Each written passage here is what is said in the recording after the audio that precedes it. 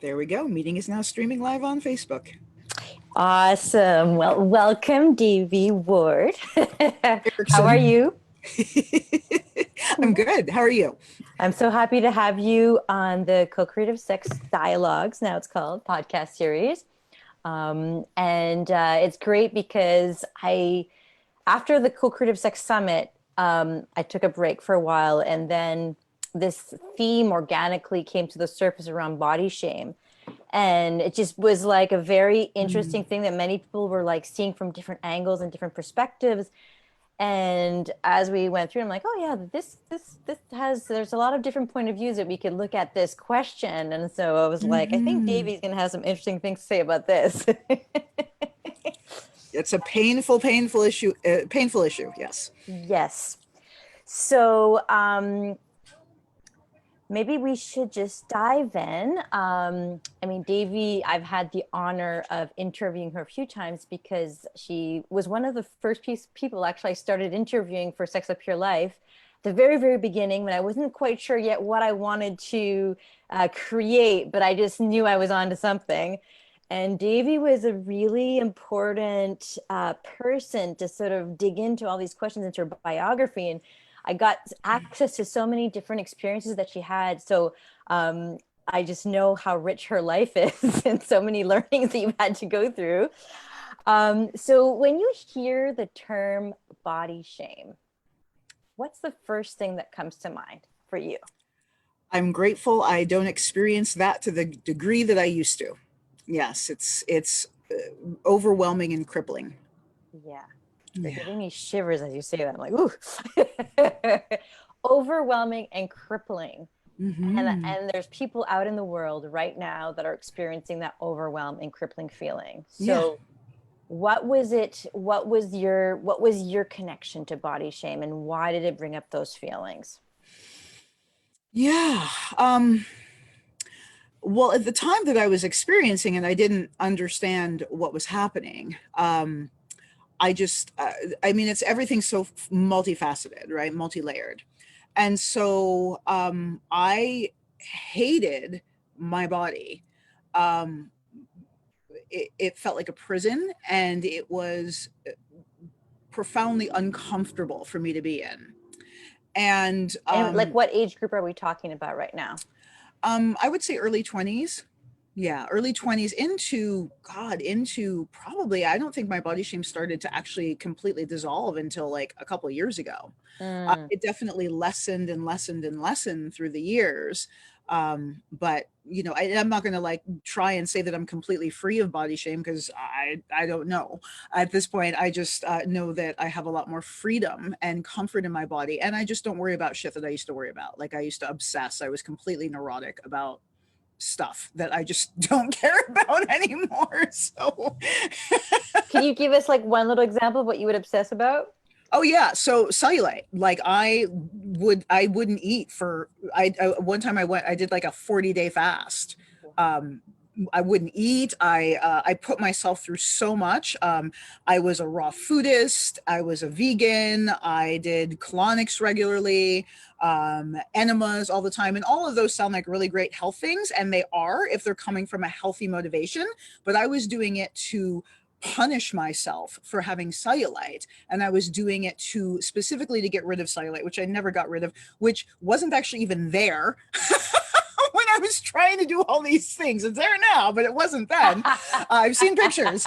And and it was a way of my trauma-based neurosis to work itself out, and a way of it was an act of self-harm, the way I performed veganism and raw foods and fasting and cleansing. It was, my body was dirty, and I needed to constantly purify it. Hmm, So yeah, so I would torture myself by right. not eating, Yeah. or only eating very specific things. And it was I mean, honestly, it was a neurosis. It was an obsession, right? It's all I thought about all the time. Yeah. And it was just like nails on chalkboard being in my body Yeah. constantly. Yeah. So give us a little bit of context to how you develop your relationship to your body. Like what have you come to understand about how that relationship to your body got shaped? Well, I think, the way our relationships to all of our bodies get shaped on this planet. So, Mm-hmm. early childhood trauma is going to distort self-perception. Growing up biracial and Black in white society informed me from a very young age that my Blackness was a deficit, and I was deficient because I was Black. And being mindful that the United States is very, very, very segregated. And so there's Black society and there's white society. And because my parents got divorced when I was very young, my father was Black, my mother was white, I went to live with my mother. And so I was absorbed and I'll just say absorbed into white society. And so all of the messages that I received from white society reflected to me that my Blackness was bad, essentially, was that it Mm-hmm. was undesirable. And as I said, a deficit.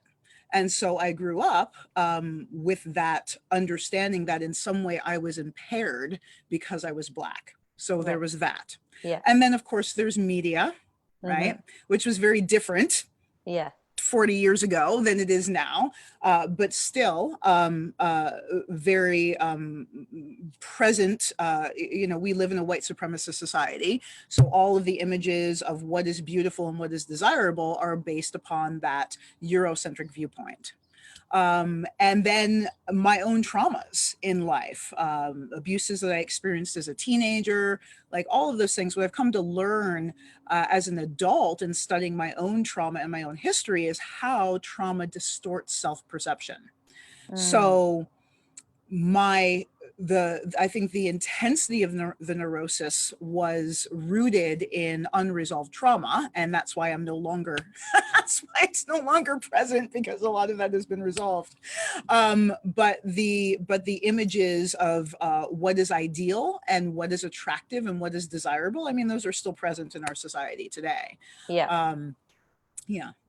So just to help people get a little bit more into like examples, could you describe a few moments in your life that really captured some of those moments that were distorting of your perception?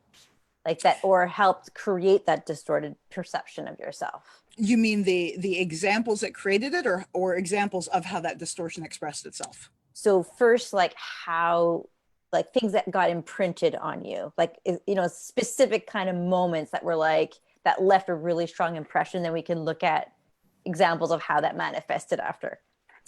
Yeah, I don't really feel comfortable sharing that right now. I'm I've been examining some of my early childhood stuff recently, and coming to a deeper understanding of how those distortions were formed. And I don't think I'm quite ready to share those right Okay. now. I'm happy to express how how they showed up in my life, but I Right. don't think I'm ready to talk about how they formed. Right. Right. Yeah. Right. At least the Totally ones that were understand. personal to me. Yeah. Yeah. Yeah. Yeah. And do you want to share then a little bit then how they've manifested more personally for you, or not necessarily that either? Yeah, no, I have a very salient Okay. example that I'm really comfortable sharing, because it's Okay. it's just Perfect. so when I compare how I experience my body now to how I experienced it 25 years ago, I mean, the gap is almost indescribable. So here's an example. So I was about 24, Mm-hmm. and I was being a monk of the Ashaya order. So we were in our training for that. Mm-hmm. And my body distortions were super, super alive and super present, and really in my face. And I didn't understand what was going on. I didn't understand that they were distortions. I had no idea how to process them. I just thought I was fucked up.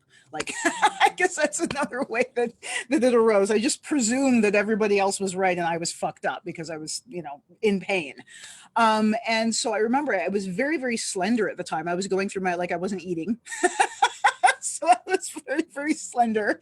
I think, I don't know, weighed maybe like 120 pounds, which for me, like being muscular and solid and thick, is extremely, extremely skinny. Like my butt probably weighs 20 pounds in and of itself. And so I remember standing in front of this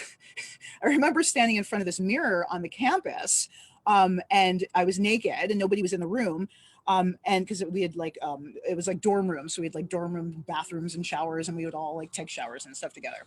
And so no one was in the dorm shower, and I was standing in front of this full-length mirror, and I was crying. I was just in agony looking at my body. And I remember thinking that if I had a knife, I would cut off my breasts and cut off my thighs.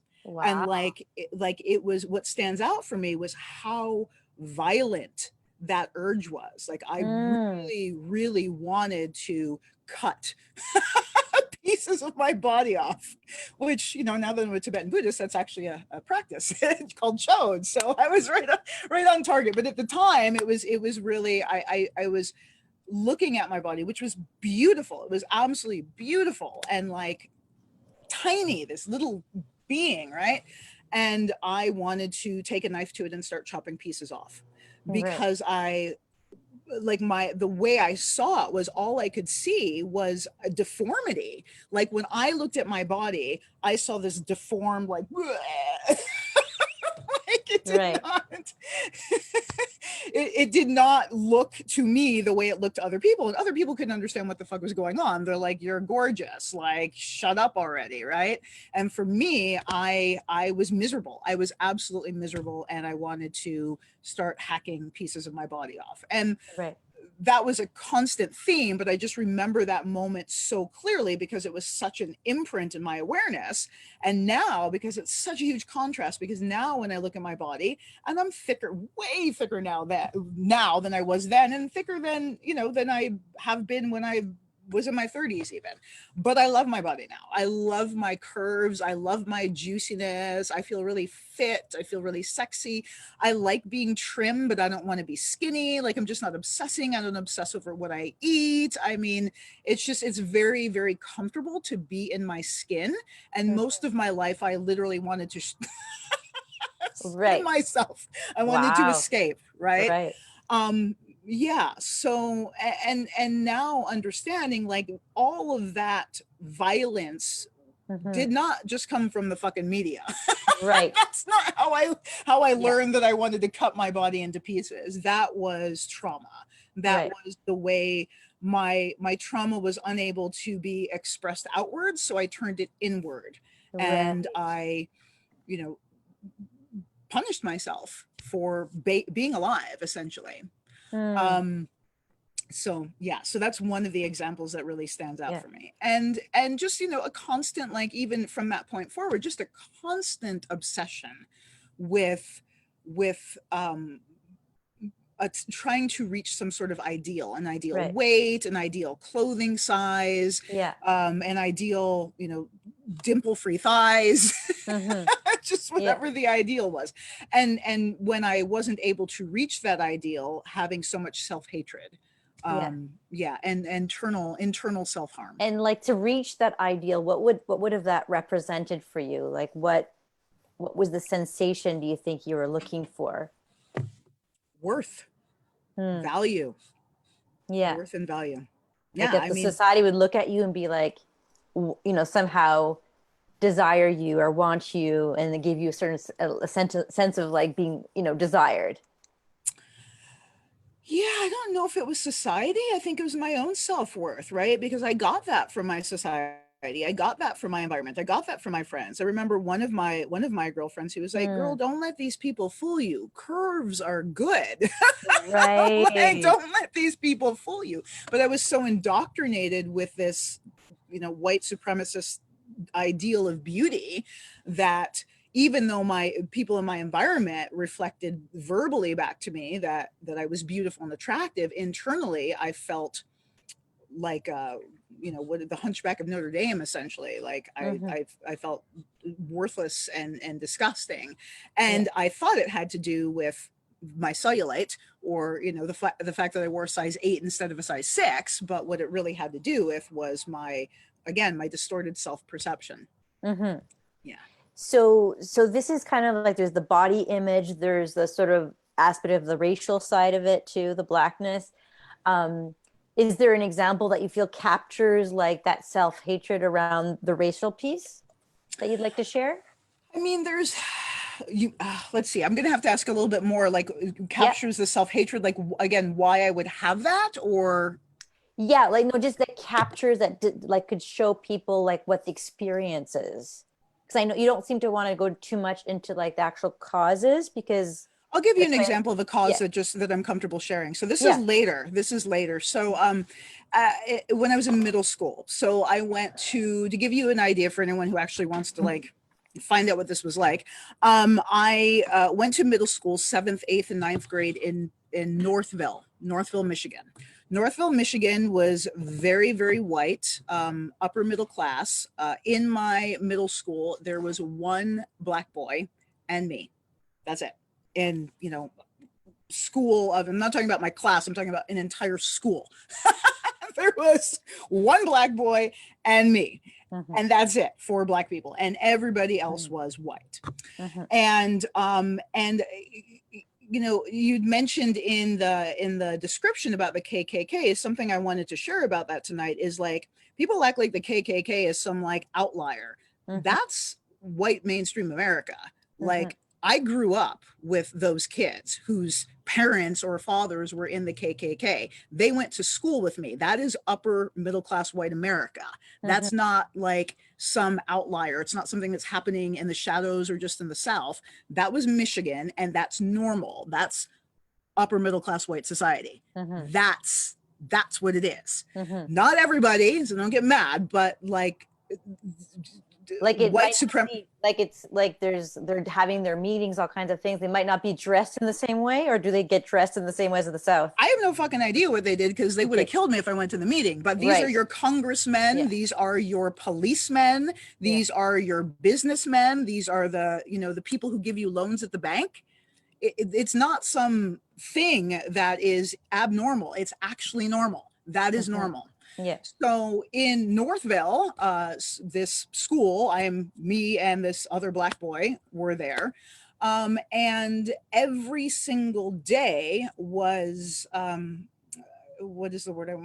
I was going to say traumatic. Every single day was like going to fucking war. Yeah. I would walk down the hall and the boys were relentless in calling me all kinds of racial slurs, and the girls were even worse, with like my hair was so ugly, my big n-word lips, everything. And it goes beyond bullying. Like there's a difference between racism and bullying. Bullying's like 4 eyes. This is like your very genetics makes you less than human. It's dehumanizing. And so, they would literally follow me around down the hallway in the library. I remember going to my locker, and it was relentless. It was absolutely relentless, the slurs. And basically consistently telling me how fucking ugly you are, you fucking N-word. Every single day. Wow. Following me around. That's quite the mantra to have spoken to you every day. Exactly. So one of the ways that expressed itself was I hated my hair, which is my crowning glory at the moment. But I experienced my hair as such a betrayal, because it was evidence of my blackness. And so I wanted to do everything that I could to try to erase that, because these people that were my community told me that the thing that made me an outlier and an outsider and less and undesirable was exactly that, my blackness. So if I could erase my blackness, then I would be accepted into the tribe, into the community. So hours and hours and hours of relaxing my hair and straightening my hair and burning my scalp and all sorts of torturous things I did to my poor hair to try to erase my heritage, which is impossible, because obviously, my hair isn't the only thing about me that's black. But my hair was specifically targeted because it wasn't white girl hair. I mean, it wasn't pretty and blonde and long. It's what it is now. It was nappy and curly and kinky, and it was disgusting to the people that I relied upon for life. Yeah. These were my reflections. These were the community that I grew up in. This was my society. These were my peers. And I had absolutely no other Black people in my life to look to for support, Or or even positive feedback too. that's what I mean. Exactly. Yeah. It's for Yeah. support or Yeah. positive feedback, or Yeah. to instill a sense of Black love. Yeah. Yeah. Yeah. You My just gave love me for my shivers Blackness. there. um, yeah, that's a very powerful experience that you just shared with us. And that lasted for how long? Like how many years? My entire fucking life. Yeah. I mean, in one form or another. I Right. don't want to tell you about some of the earlier stuff because I'm in Yeah. process with that now. But the Yeah. late, like No that, problem. that window, that the first time I ever experienced virulent racism, I was 6. Mm-hmm. There's never been a day of my life when I Mm-hmm. haven't been told in some way Mm-hmm. that and this is in the United States, that Mm-hmm. my Blackness is a crime. Yeah. Yeah. And like when that happens every day, there's like, of course, like it totally makes sense that there's so much anger attached to that too, right? Of It's every course. day of your life. Yeah, you don't get over Every something that's happening. If you're being gang raped every day of your life, do you tell people to get over it? No, it's an assault. Mm-hmm. That's what people don't understand about racism and white supremacy. It does not end for people of color. Mm-hmm. So I'll give you an example. So a friend of mine sent me, we live in Kelowna, and Kelowna, Canada, which is a little bubble of whiteness, which is lovely and not at the same time. And so she sent me an article in Kelowna that there was a swastika painted on a car in Kelowna, and it was like, oh, racism has come to Kelowna, for example. And she was like, oh, our little bubbles burst. And I said, no, there is no bubble for racism. For Black people, it's not something that you ever escape, Mm-hmm. because as long as you're interacting with white society Mm-hmm. is going to reflect back to you Mm-hmm. that you are other. Mm-hmm. And I don't want to speak for, we all have different experiences as humans, Yeah. but I'm sharing with you what my experience is, Yeah. what my father's experience was, and what many other Black people that I speak to and scholars talk Yeah. about as well. Like, Yeah. this isn't my fucking personal opinion. I actually read books to learn about what my experience is. Like, Yeah. wow, Yeah. this is my experience. Is this normal? Do Yeah. other people have this experience too? So what I'm describing is termed microaggression, and it's not called microaggression because it's small. It's ongoing and consistent, Right. and it's almost undetectable because it's so normalized. Mm. And so yeah, I don't know where I was supposed to go with this, but yes, Yeah. it's an ongoing, consistent message. Yeah. Less so now in my life, and of course, it's, I guess white people are waking up to racism Yeah. recently, because you Yeah. can only kill so many Black people on camera before people decide they want to pay attention. Yeah. So people are all of a sudden discovering that this shit has been going on. But for people that are my age, like, and older, nothing has changed. This is not different. It's just people that don't have Black skin are now deciding that they want to pay attention. That's the only thing that's different. Yeah. Well, I do want to go into some other aspects of body shame, but I still want to dig this a little bit if you're still willing to talk about this. What, you kind of describe this as like, white people look at the situation, they might be waking up a little bit, but there's still this kind of ignorance of how much of a constant experience it is, right? What would be the things that you'd like people to understand that you feel are still not understood?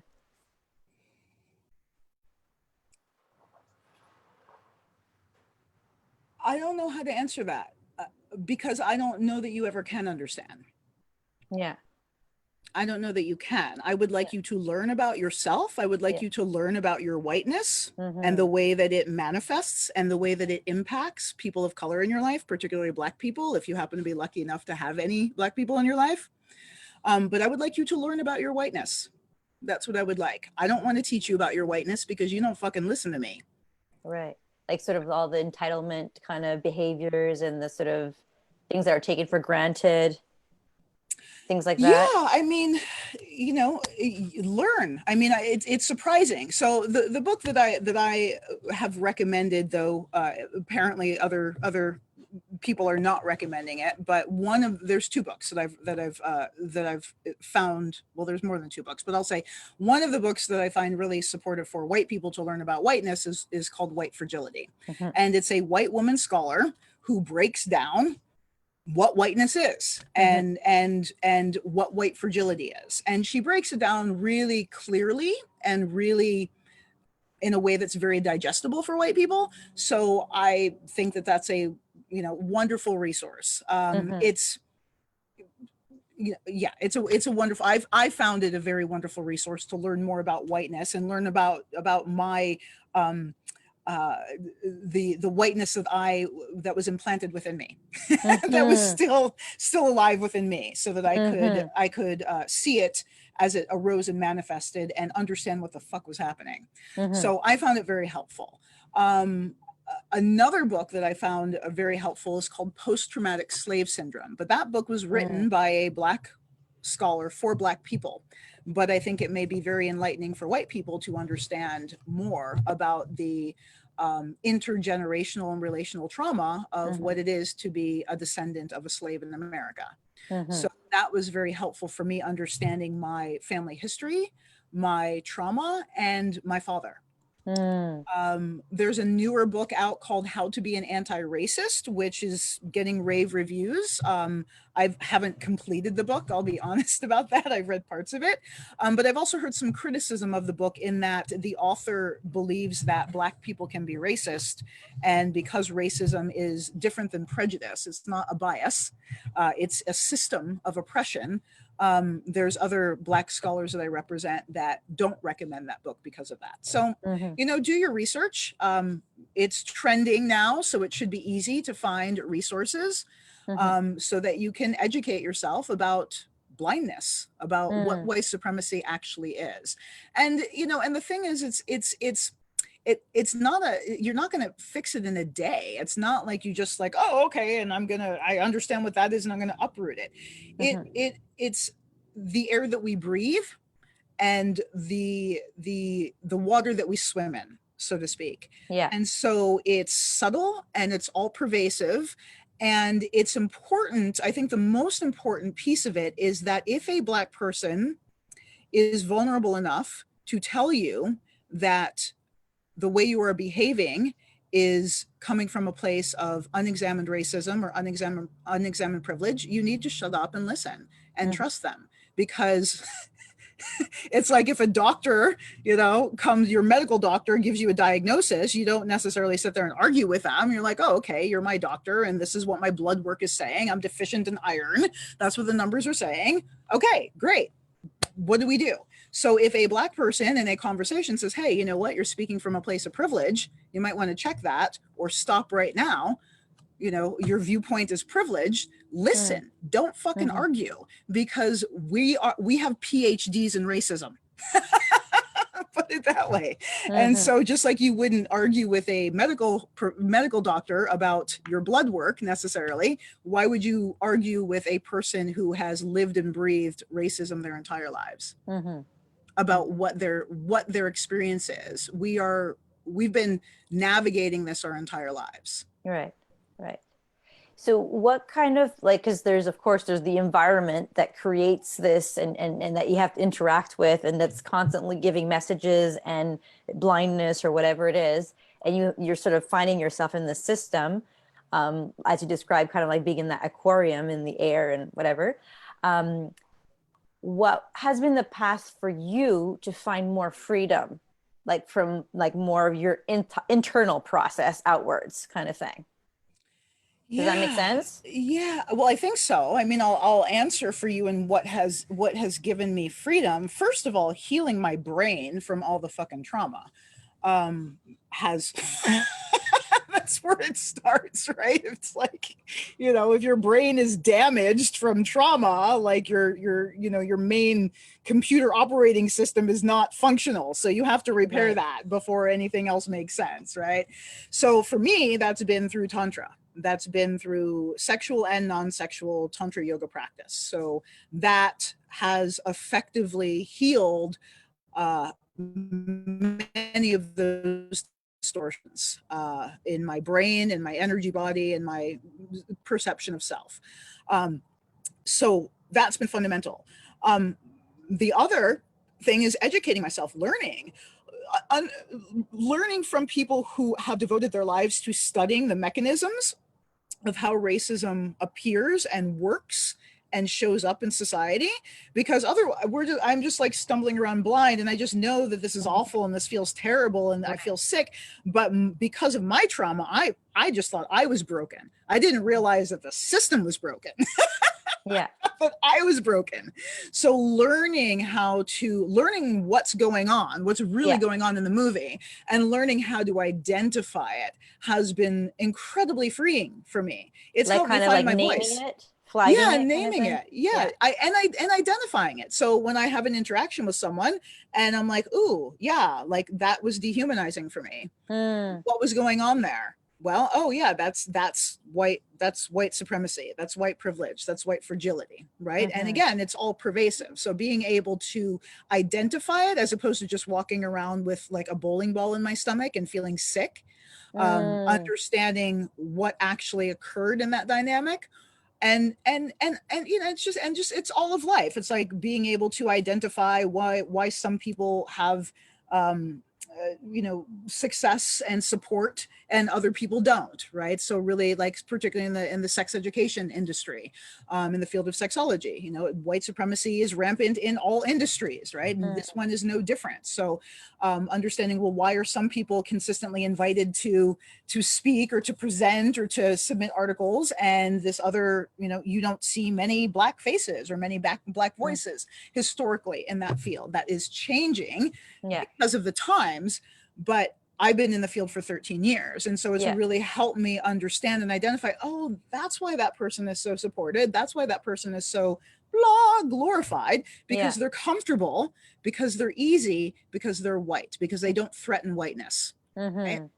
Yeah, like whenever there's systems that people, you know, have made them comfortable and something's being threatened, it's like you know, it's like, that's uncomfortable. I'd rather just stay in my comfortable zone and not have that challenged.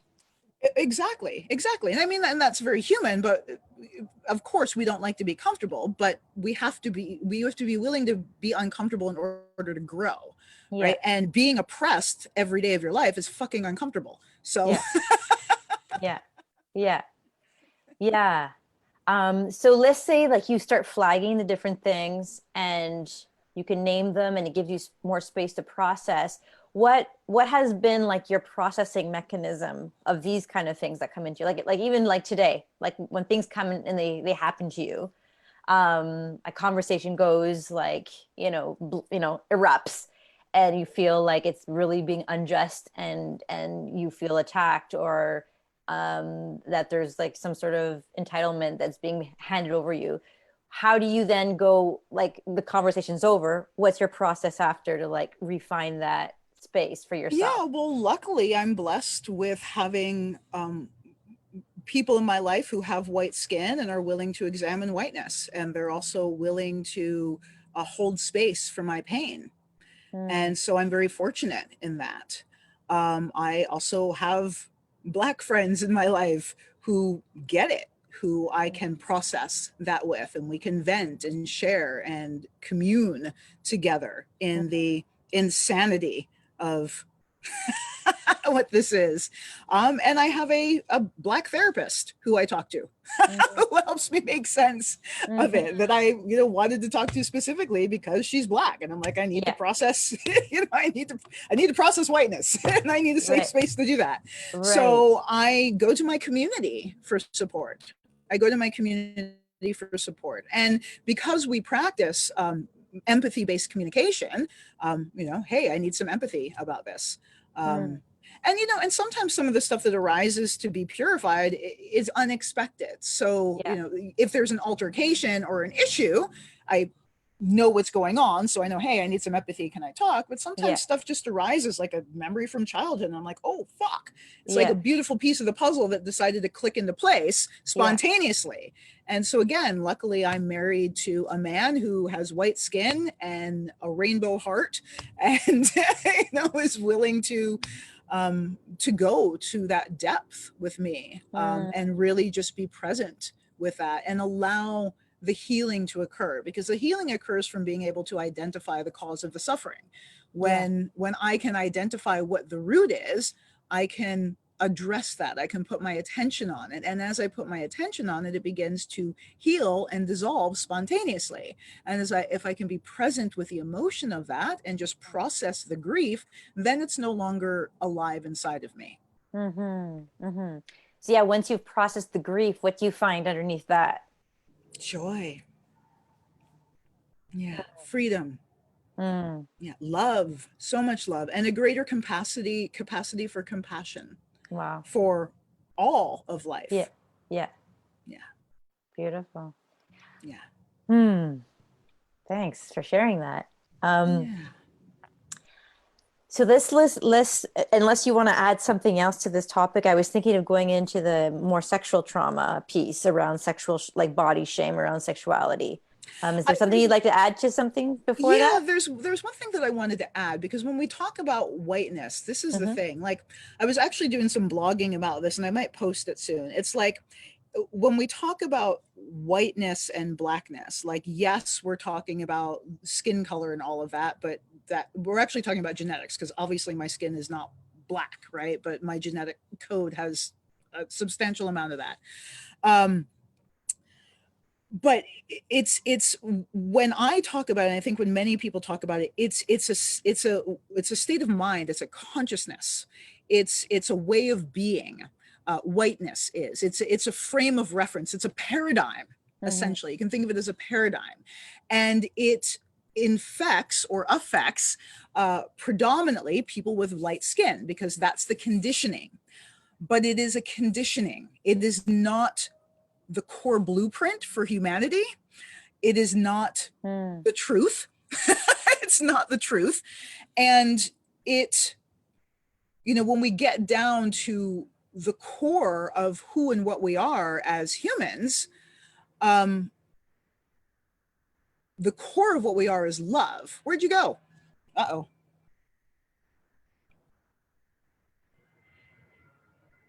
What happened, Julie?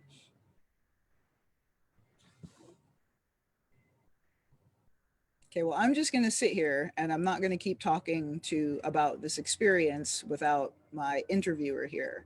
But you can see my beautiful view. I will show that off to you while we wait for her to come back online. This is Lake Okanagan in Kelowna. This is my beautiful cannabis plant that I grew from a little tiny sprout, which you can actually see on my Instagram account like a few months ago. I don't know how long it's been. It's been a few months, but she's beautiful. And that's only one. I actually have two more. There's another ganja baby there, and they're getting really, really bushy and beautiful. And then we have a really, really tall one there. Look how tall that is. Like, it's like 4 feet over the balcony. It just grew that much in the last little bit. It's amazing.